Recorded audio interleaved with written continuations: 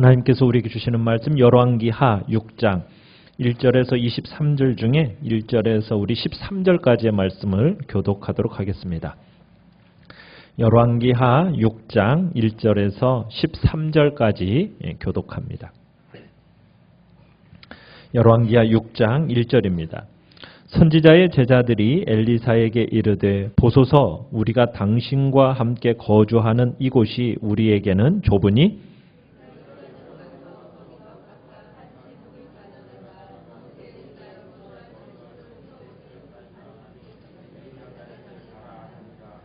그 하나가 이르되 청하건대 당신도 종들과 함께 하소서 하니 엘리사가 이르되 내가 가리라 하고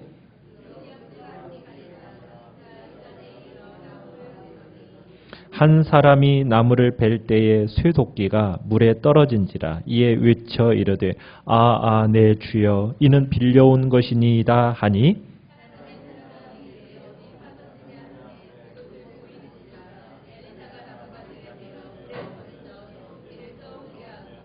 이르되 너는 그것을 집으라 하니 그 사람이 손을 내밀어 그것을 집으니라.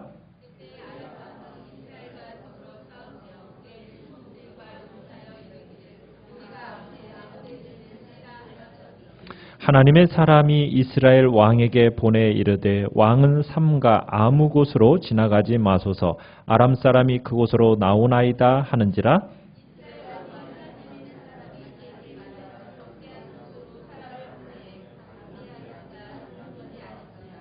이러므로 아람 왕의 마음이 불안하여 그 신복들을 불러 이르되 우리 중에 누가 이스라엘 왕과 내통하는 것을 내게 말하지 아니하느냐 하니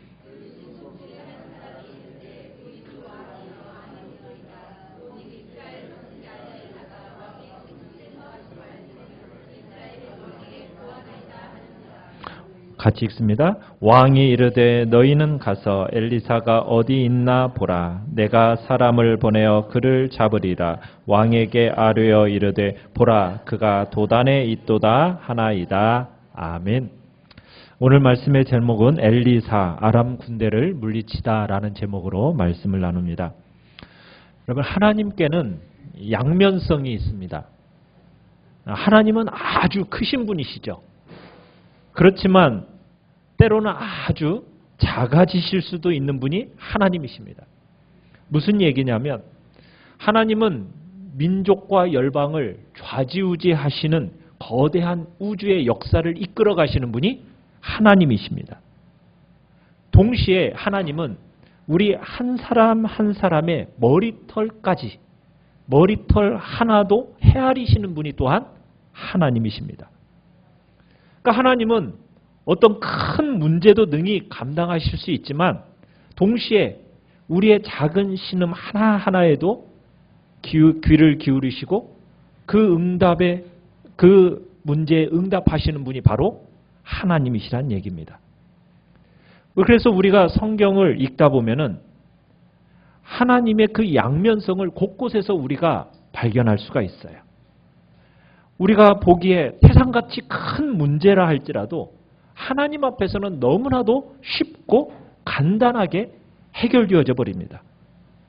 우리가 감히 하나님 앞에 가지고 가기에 참 너무 작아 보이는 문제, 그 문제에도 하나님은 관심을 가지고 세심하게, 섬세하게 응답하시는 분이 또한 하나님이십니다. 여러분 그런 하나님을 믿으시죠? 네. 우리가 지난주에 나아만 이야기를 보았습니다. 이 나아만이라는 사람, 참 하나님께서 생명 있는 사람을 주관하시는 분이 하나님이시라는 것을 우리에게 보여줬다면 오늘 본문의 내용 중에서는 생명이 없는 물건도 주관하시는 분이 하나님이시다라는 것을 우리에게 또한 보여주십니다. 이 당시의 상황은 이렇습니다. 엘리사가 당시 목회를 준비하는 선지 생도들과 함께 거하고 있었어요. 공동체를 이루고 있었습니다. 엘리사를 스승으로 모시고 그러면서 훈련받고 있는 이 선지생도의 공동체가 날이 갈수록 커져갔어요. 그러다 보니 함께 거하던 그 장소가 너무 좁아진 겁니다. 함께 먹고 함께 일하면서 그 공동체를 형성하면서 그러면서 동시에 가족들도 각기 가족들도 함께 살았던 것 같아요. 그런데 이들이 일종의 어떻게 보면 선지자들의 마을을 형성하며 살은 겁니다. 그런데 그 살 공간이 어떻게 되었다고 얘기하고 있습니까? 좁다, 부족하다, 너무 큰 공동체가 되어버린 거예요. 그러다 보니 더 넓은 생활 공간이 필요했겠죠. 그것을 느낀 생도들이 이제 요단강 근처에서 나무를 베어다가 건물을 짓기로 합니다. 그렇게 해서 이제 다들 요단강 근처의 넓은 곳으로 가서 나무 베는 작업을 먼저 시작하게 돼요. 그러다가 한 생도가 나무를 베다가 그만 어떤 일이 벌어지고 맙니까? 이 도끼가 요단강물에 빠지고 말았어요. 그 순간 이 생도가 너무 비통해서 울음 섞인 비명을 저지르게 됩니다. 5절에 가보니까 뭐라고 했습니까? 내 주여, 이는 빌려온 것이니이다. 여러분, 이 시대에는 철이 많이 생산되던 시대가 아닙니다. 그래서 도끼가 매우 비쌌어요. 귀중품이었다고요. 그런데다가 문제를 더 복잡하게 만든 건 뭐예요? 이게 자기 거예요? 아니에요. 뭐 온 거예요? 빌려온 거예요. 만약 이 도끼를 찾지 못하면 어떻게 될까요? 이게 지금 뭐 선지생도들이 무슨 돈이 많겠습니까? 가난한 사람들이잖아요. 그러면 이 도끼 이거 빚을 지어야만 상황이 되는 거예요. 뭐 오늘날 신학생들도 가난하기는 마찬가지지 이 당시에 선지생도들도 가난하기는 마찬가지였거든요. 뭐 집 짓는 것이 늦어지는 것은 둘째치고 지금 당장 도끼값을 물어줘야 되는 그런 큰일이 벌어진 겁니다. 이 절박해진 생도들이 누구에게 달려가고 있습니까? 엘리사에게 달려가서 도와달라고 소리 지릅니다. 자, 그런데 이 엘리사가 전혀 당황하지를 않아요. 뭐라고 얘기합니까? 6절에 보니까 뭐라고요? 어디 빠졌느냐 하고 물어봅니다. 그러더니 어떤 일을 행합니까? 나뭇가지를 베어다가 물에 던졌어요. 자, 그랬더니 모든 사람들의 눈이 튀어나올 만한 일이 벌어졌습니다. 놀라운 광경이 펼쳐진 거예요. 어떤 일이 펼쳐졌어요? 아니, 쇠로 된 이 도끼, 이 무거운 도끼가 마치 튜브처럼 쫙 물 위로 올라오는 거예요. 수면 위로 떠오르는 거예요. 놀라운 기이한 이적이 일어난 겁니다. 선지자가 기도했다고 해서 여러분 물에 가라앉았던 이 쇠도끼가, 쇠덩어리가 떠오르다니, 여러분 이게 어떻게 해서 가능한 일이었을까? 여러분 6절을 다시 한번 살펴보십시오. 자, 뭐라고 시작이 되고 있느냐면 하나님의 사람이 이르되, 이렇게 시작을 합니다. 엘리사가 이르되라고 하지 않고요. 여기서는 뭐라고 지금 시작을 하고 있어요? 하나님의 사람이 이르되. 결국 이 일은 엘리사가 한 일이 아니라 결국 누가 한 일이라는 것을 지금 표현하고 싶었던 겁니까? 하나님이 하신 일이라는 것을 얘기하고 싶었던 거예요. 엘리사는 하나님의 그저 충실한 종이었을 뿐이라는 거예요. 여러분, 하나님의 사람 앞에서는 절망이라는 게 없습니다. 문제보다 크신 하나님, 그 하나님을 확실히 믿기만 하면 돼요.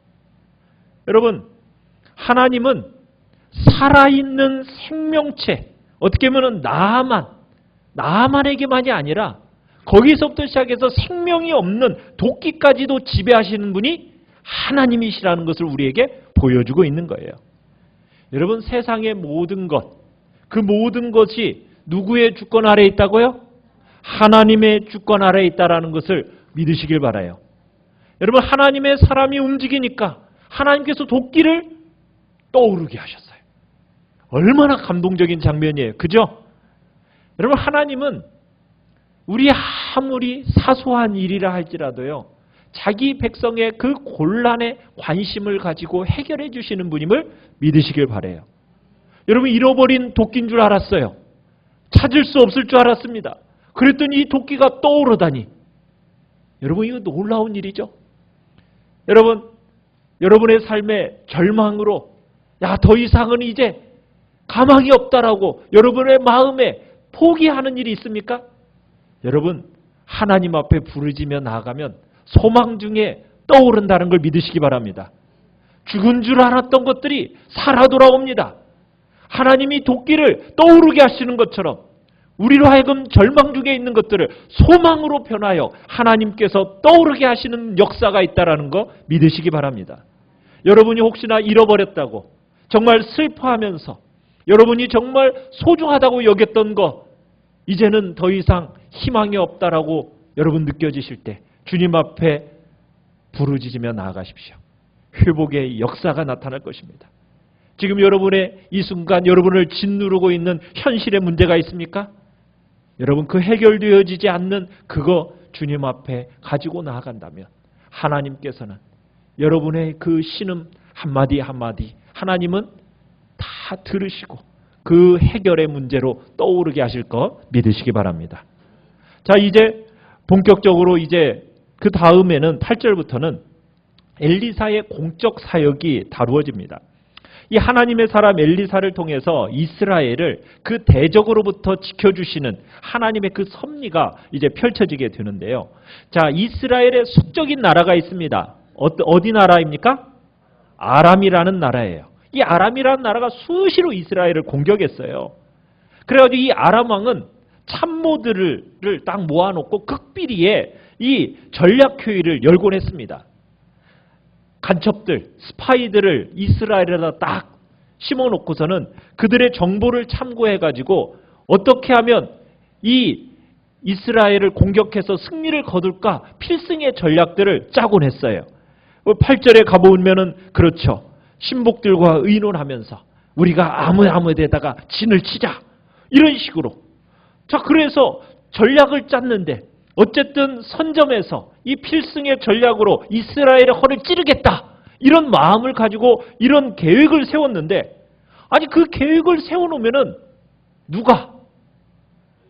엘리사가 9절에 보면 하나님의 사람 이 엘리사가 어떤 일을 합니까? 이스라엘 왕에게 사람을 보내가지고 정보를 알려주는 거예요.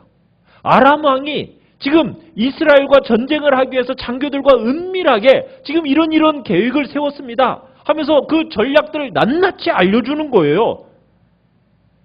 여러분 이것은 하나님이 이같이 선지자를 통해서 이스라엘에게 이런 중요한 군사적인 정보를 지금 제공해 주는 것은 아직도 하나님이 이스라엘의 왕이시라는 것을 지금 보여주는 겁니다.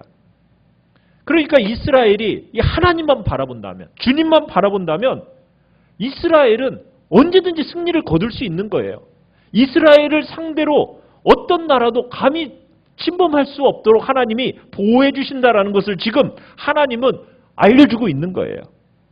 결정적인 정보들을 누가 알려주니까? 하나님의 사람, 이 엘리사를 통해서 선지자를 통해서 알려주니까 이스라엘은 하나님만 바라보면 되는 거예요. 자, 그런데 안타까운 건 뭐냐면 이 이스라엘이 이런 은혜를 경험하고도 이 사실을 깨닫지 못한다는 것이 안타까운 일이죠. 근데 번번이 이 아람이 작전을 세웠는데 어떻게 돼요? 계속 실패하는 거예요. 낭패를 당하는 거예요. 아니 전략회의를 짬에 있어서 몇 명만 모인 거 아니에요. 왕과 지금 참모진 몇 사람들, 핵심 몇 사람들만 모여가지고 극비리에 지금 전략을 세우고 전광석화처럼 지금 군대를 보내가지고 움직이는데 이 귀신이 고칼로르처럼 항상 이스라엘 군대가 미리 뭐 하고 있는 거예요? 다 대비하고 있는 거예요. 그러니 아람왕 입장에서는 어때요? 기가 찰 노릇이죠. 처음에는 우연이라고 아마 생각했을 거예요. 아유 우연이겠지. 우연의 일치겠지. 그런데 이게 한두 번이 아니에요. 10절에 가보십시오. 거기서 뭐라고 얘기해요? 경계한 곳으로 사람을 보내 방비하기가 한두 번이 아닌지라. 아니 계획을 세워서 전략을 세워놓고 가기만 하면 미리 방비가 되어 있으니까 이게 이제 아람 왕의 마음이 어떻게 돼버렸습니까? 11절에 보니까 마음이 불안했다고 얘기했어요. 이 원문으로 보면 불안하다는 이야기는 화가 나고 답답하고 힘들었다는 뜻이에요. 그래서 화가 난 나머지 이 아람 왕이 뭐라고 해요? 아니 우리 중에 이거 스파이 있는 거 아니야? 아람 왕 이스라엘하고 지금 선이 닿은 어떤 스파이가 있는 거 아니야? 하면서 막 참모들을 몰아붙입니다. 아니 어떻게 저쪽에서 우리의 이 전략들 다 알아내는 거야. 우리 도청장치도 있는 거 아니야? 최첨단 도청장치가 마치 거기에서 놓여져 있는 것처럼 이쪽의 지휘 간에 고위급들이 극비회의한 내용을 어떻게 저쪽에서 속속들이 파악하고서는 이렇게 미리미리 대비하냐 이거예요. 이러니 참 이 아람 왕이 너무 답답하고 여기 스파이가 있다라고 생각할 수밖에 없는 거죠. 그때 아람 왕의 참모들 중에 12절에 보니까 한 사람이 답변을 합니다. 뭐라고 얘기하고 있어요? 거기에 지금 누가 있다고요? 이스라엘에는? 이스라엘에는 선지자 엘리사가 있어서 왕이 침실에서 하신 말씀도 이스라엘 왕한테 고합니다. 어떻게 알았는지 모르겠는데 정확하게 알아가지고 지금 그 얘기를 하는 겁니다. 여러분, 어떤 은밀한 것도요, 하나님의 지혜 앞에서는 속속들이 다 드러나게 되어 있어요. 여러분, 나라를 지키는 것이 정말 진정한 힘이 어디서 나올까요? 그것은 바로 기도하는 하나님의 사람에게서 나온다라는 것을 여러분 기억하시길 바랍니다. 하나님의 사람의 기도와 그의 순종과 지혜를 통해서 하나님은 역사하시는 거예요. 그래서 어떤 악한 세력의 음모도 괴멸시키시는 것이 바로 하나님이십니다. 자, 측근들로부터 이 이야기를 들었어요. 아람 왕이 어떻게 합니까 이제? 자, 13절에 가보니까 엘리사가 어디 있다라는 것을 알게 됐어요. 도단이라는 땅에 있다는 것을 알게 돼서 도단으로 군사를 보내서 이제 엘리사를 잡아들이도록 명령을 합니다. 여러분, 아람 왕이 지금 엘리사 한 사람을 잡기 위해서 군사를 몇 명이나 보내고 있습니까? 14절을 가보세요. 큰 규모의 무장한 군대를 보냈다고 얘기하고 있어요. 그러니까 엘리사가 선지자에 불과하지만 지금 이 한 사람을 잡기 위해서 큰 군대를 지금 보내고 있는 거예요. 그만큼 엘리사 한 사람에 대한 능력을 인정하고 있는 거죠. 그런데 아람 왕은 참 어리석어요. 왜요? 엘리사가 그렇게 은밀히 진행되어지는 모든 작전 회의도 엿듣고 있다면 지금 자기를 잡으려 오는 그 계획을 엘리사가 알겠어요? 모르겠어요? 알죠. 모를 리가 없지 않겠습니까? 엘리사는 이미 아마 그를 맞이할 계획을 다 세워놨을 거예요. 하나님의 능력을 알지 못한 이 아람 왕이 또 지금 무모한 짓을 벌이고 있는 거예요. 어쨌든 그런데 인간적인 시각으로 보면 사태는 지금 심각합니다. 아람 대군이 지금 개미떼처럼 몰려와가지고 이 엘리사 한 사람을 잡기 위해서 엘리사가 있는 도시를 겹겹이 지금 싸고 있는 거예요. 포위한 거예요. 막 서리빨 같은 창검을 들고 거기에다가 병거로 무장한 병사들의 지금 그곳을 다 두르고 있으니 얼마나 살기가 등등하겠어요. 그날 그 다음날 아침에 보니까 15절에 보십시오. 하나님의 사람 누가요? 사환이, 시종이 밖에 나가 봤어요. 아침에. 그랬더니 지금 어떤 일이 벌어졌습니까? 군사와 말과 병거가 성읍을 겹겹이 에워싸고 포위하고 있는 거예요. 그러니까 기겁을 하면서 사환이 엘리사에게 보고를 합니다. 비명에 찬 절규를 내지르죠. 뭐라고 내지르고 있습니까? 15절에 내 주여, 우리가 어찌합니까? 우리는 다 죽었다는 거죠. 자, 그자 엘리사가 전혀 흔들림 없이 침착하게 하나님의 음성을 이 사환에게 들려줍니다. 뭐라고 들려주는가? 우리 16절을 같이 한번 읽어봅시다. 시작. 대답하되 두려워하지 말라. 우리와 함께한 자가 그들과 함께한 자보다 많으니라. 이건 또 무슨 소리예요? 아니 지금 개미떼같이 지금 아람 군사가 몰려와가지고 지금 겹겹이 포위하고 있는데 어림잡아도 지금 성 안에 있는 이쪽 사람들보다 몇 배나 더 많은 것 같은데 이게 도대체 무슨 소리냐고요. 엘리사의 사환이 아마 당황했을 거예요. 이해할 수 없는 말이잖아요. 도대체 이게 무슨 말이냐고. 전혀 알아듣지도 못할 말을 지금 엘리사가 하니까 사환은 이게 도대체 무슨 얘기하는 겁니까? 엘리사가 지금 잠깐 정신이 좀 어떻게 되셨나? 그런 생각이 들 정도였어요. 그러자 엘리사가 하나님 앞에 기도를 합니다. 17절에. 자, 우리 같이 한번 읽어보죠. 시작. 기도하여 이르되 여호와여 원하건대 그의 눈을 열어 보게 하옵소서. 야, 뭘 열어서? 눈을 열어 보게 하옵소서. 자, 그 순간 이 기도의 응답과 함께 엘리사의 사환의 그 영적인 눈이 쫙 열렸어요. 지금까지는 인간적인 수준에서 머물러 있었어요. 보이는 것만이 전부인 줄 알았어요. 그랬는데 그의 영적인 눈이 열리니까 새로운 영적 차원의 세계가 확 열려져 버린 거예요. 그것이 눈에 확 들어왔어요. 자, 뭐가 있었습니까? 눈이 열려진 상태 가운데서 보니까 뭐가 있었어요? 불말과 불병거가 산에 가득해서 엘리사를 두르고 있더라는 거예요. 엘리사를 이 불말과 불수레가 쫙 에워싸고 있는 광경을 보게 된 거예요. 포위당한 것은 엘리사가 아니었어요. 누가 포위당한 거예요? 아람 군대들이 지금 포위당하고 있었던 거예요. 사랑하는 성도 여러분, 하나님의 천천만만의 군대가 여러분 우리를 다 둘러 진치고 우리를 보호하고 계신다라는 거 여러분 믿으십니까? 여러분, 포위당한 건 우리가 아니에요. 어둠의 세력들이 포위당하고 있는 거예요. 하나님의 병거가 천천히요 만만입니다. 주님께서 그 중에 계심이 신의 산의 성소에 계심과 같이 우리를 둘러싸고 있다는 거 믿으시길 바라요. 여러분, 현실이 왜 이렇게 우리가 무섭게 느껴지죠? 왜 그렇게 느껴집니까? 문제가 왜 그렇게 크게만 보이죠? 왜 그럴 것 같아요? 우리의 눈이 닫혀 있으니까. 영적인 눈이 어둡기 때문이에요. 여러분, 제자들이 배를 타고 가다가 풍랑을 만났어요. 그때 예수님이 물 위를 걸어서 오고 계십니다.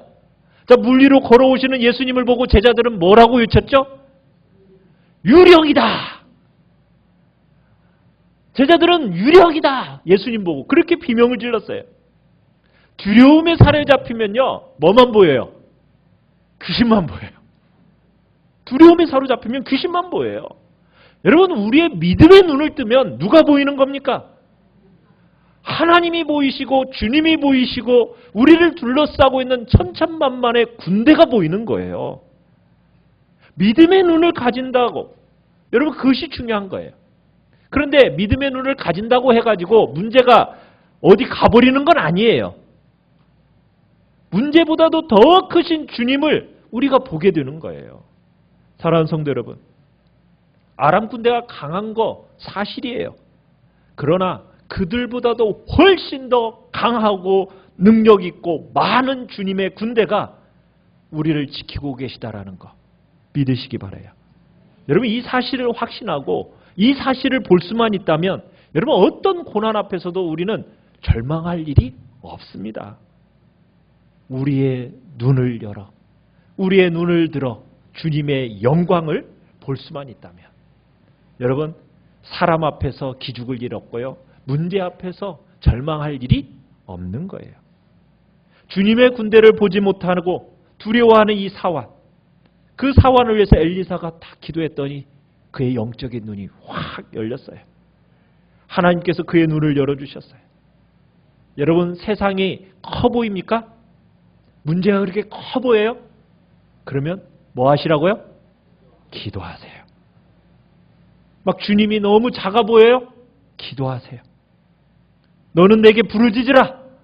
내가 내게 응답하겠고 내가 알지 못하는 크고 은밀한 일을 너에게 보여주겠다. 여러분, 무슨 말이에요? 기도해야만 볼 수 있는 거예요. 여러분, 크고 은밀한 세계, 영적인 세계, 그 영적인 비전이 여러분 열려져야 돼요. 어떻게 열려진다고요? 기도로 열려지는 거예요. 그저 육적인 눈만 시퍼렇게 뜨고 있으면요, 안 돼요. 여러분의 자아가 살아있어서 여러분 내 생각이 너무 많으면은 여러분 그러면 절망만 보여요.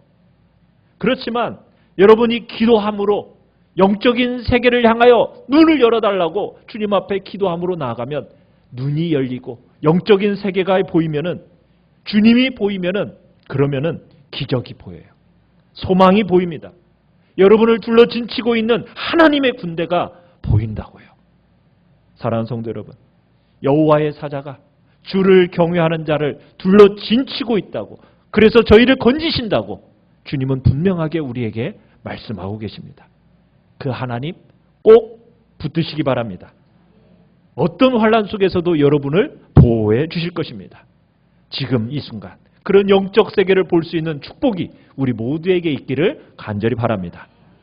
자, 사환의 눈을 뜨게 해달라고, 볼 수 있게 해달라고 그렇게 기도했던 엘리사가요, 또 기도를 합니다. 18절에 뭐라고 기도를 하죠? 18절에 보니까 저 무리의 눈을 어둡게 하옵소서. 사환의 눈을 뜨게 해달라고 기도했던 이제 이 엘리사가 이제는 누구의 눈? 저러 아람 군대의 눈을 어둡게 하옵소서 딱 기도했더니 그 기도와 즉시 하나님께서 어떤 일이 일어났어요? 그 모든 대군의 눈이 어두워져 버렸어요. 안 보이게 됐어요. 아무리 잘 훈련되고 아무리 잘 무장됐어도요, 눈이 안 보이면 어때요? 갑자기 장님이 돼버리니까 어쩔 줄 모르는 거죠. 그러니까 엘리사가 이제 그들을 딱 얘기합니다. 내가 너희를 목적지로 데려다 주겠다 하면서 그들을 데리고 북쪽 도단에서부터 사마리아까지 한 20km 정도가 되거든요. 그 20km 떨어진 그 사마리아 성 한가운데로 인도합니다. 엘리사가 지금 눈이 안 보이는 그들을 인도했어요. 그리고서는 그들을 이스라엘 수도 사마리아 성 그 안에다 다 몰아넣어놓고, 그리고는 20절에 가보십시오. 엘리사가 또 기도합니다. 뭐라고요? 이 무리의 눈을 열어주소서, 뜨게 해주십시오. 그랬더니 눈을 떴더니 어떤 일이 일어나고 있어요? 사마리아, 적국 사마리아 수도 이스라엘의 수도의 한복판에 자기들이 딱 들어와 있는 거예요. 정신 차려보니까 이스라엘군이 다 자기를 완전 포위해 놓고 있는 상태예요. 높은 성벽 위에서 지금 활로 자기들을 향해서 지금 다 겨누고 있어요. 살기등등한 표정으로 활을 겨누고 있으니 명령만 떨어지면 어떻게 되는 거예요? 다 벌집되는 거예요. 그죠? 완전 절멸할 판이에요. 지금 원수 같은 이 아람의 정예 부대가 제발로 함정에 굴러들어온 셈이니까 이스라엘 왕이 흥분했어요. 그래가지고 21절에 보시면은 이스라엘 왕이 엘리사에게 뭐라고 얘기하고 있습니까? 내 아버지여, 내가 치리이까? 내가 치리이까? 두 번씩 그냥 연거푸 막 말하죠? 내가 치리이까? 내가 치리이까? 지금 보통 흥분한 게 아니에요. 어떻게 보면 군사적인 시각에서 상식적인 생각으로 해볼 때 이 적군 어떻게 하는 게 좋아요? 전멸시켜버리면은 다음에 공격할 일 없잖아요. 살려두면은 또다시 보복할 거 아니겠어요? 그래서 이스라엘 왕은 그냥 막 전멸시키고 싶은 심정이에요. 그런데 엘리사가 뭐라고 얘기합니까? 이스라엘 왕을 말려요. 뭐라고 얘기하죠? 우리 22절 같이 한번 읽어볼까요? 시작. 대답하되 치지 마소서. 칼과 활로 사로잡은 자인들 어찌 치리이까? 떡과 물을 그들 앞에 두어 먹고 마시게 하고 그들의 주인에게로 돌려보내소서 하는지라. 엘리사는 뭐라고 지금 말리는 거예요? 칼과 활로 사로잡은 자라 할 때 함부로 죽여서는 안 되는 건데, 지금 하나님의 능력으로 포로된 자들인데 죽여야 되겠습니까? 아람 왕, 이 대군이 지금 이렇게 제발로 포위망에 들어온 거 이스라엘 군대의 힘으로 된 게 아니잖아요. 오직 하나님의 은혜 때문이잖아요. 그러니 하나님의 은혜로 주신 이 선물, 인간적인 방법으로 처리해서는 안 돼요. 지금 그렇게 얘기하는 거예요. 여러분, 우리가 살다 보면은 전혀 우리의 노력이 아닌 순수하게 하나님의 은혜로 굴러 들어오는 그런 복이 있어요. 여러분, 그때 내 것이냐 착각해서는 안 됩니다. 함부로 인간적인 반응을 해서는 안 돼요. 뜻밖의 축복이 있습니까? 그거 하나님의 심오한 뜻이 숨어 있다는 것을 기억하시고 그거 분별력 있게 처리하셔야 돼요. 엘리사는 이들에게 어떻게 하라고 얘기하고 있습니까? 우리 23절 시작. 왕이 위하여 음식을 많이 베풀고 그들이 먹고 마심에 놓아 보내니 그들이 그들의 주인에게로 돌아가니라. 이로부터 아람 군사의 부대가 다시는 이스라엘 땅에 들어오지 못하니라. 엘리사가 이스라엘 왕에게 뭐라고 얘기한 거예요? 오히려 뭘 베풀으라고요? 잔치를 베풀어서 극진히 대집해 돌려보내십시오. 지금 아람 군대는 하나님의 그 능력, 하나님의 그 자비를 분명히 알게 될 거니까 그들을 극진히 대접해서 보내십시오. 엘리사의 목표는 뭐였겠어요? 단지 그냥 자기 생명 건지는 것만이 아니었던 거예요. 엘리사의 목표는 아람 군대를 죽이는 것도 목표가 아니었어요. 엘리사는 하나님의 그 크신 사랑을 느끼게 해주고 싶었던 거예요. 그래서 이들로 하여금 모두 변화받아서 하나님의 사람이 되게 해주는 것. 이게 엘리사의 마음이었던 거죠. 여러분, 하나님의 사람의 방법은 뭡니까? 악을 악으로 갚는 건가요? 아니죠. 악을 이기는 방법이 뭐예요? 똑같이 악으로 맞받아치는 겁니까? 아니죠. 로마서 12장 21절에서는 뭐라고 얘기했냐면 악에게 지지 말고 무엇으로? 선으로 악을 이기라. 선으로 악을 이기라. 미움은 사랑으로 이겨야 한다는 거예요. 다툼은 용서로서 이겨낸다는 거예요. 이게 바로 예수님의 방법이에요. 그래서 예수님은 자기를 못 박은 자들을 향해서 뭐라고 기도하셨어요? 자기를 죽이고 지금 자기를 그렇게 십자가에 못 박은 그들을 향하여서 저들의 죄를 뭐 해달라고? 용서해달라고. 자기들이 하는 짓을 알지 못한다고. 예수님이 그 십자가의 사랑으로 그렇게 구원해냈듯이 예수님은 우리 모두를 그렇게 구원하셨듯이 엘리사도 어떻게 보면 이 지시가 어떻게 보면 예수님의 그 방법을 그대로 가르침을 생각나게 하는 거예요. 악을 악으로 갚지 말고 선으로 악을 이겨라.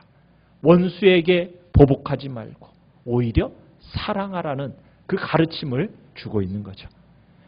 이 자신들은 죽은 목숨이라고 생각했었는데 이 아람 군대가 그러고는 정말 살아서 돌아가니까 다시 공격했대요, 못했대요?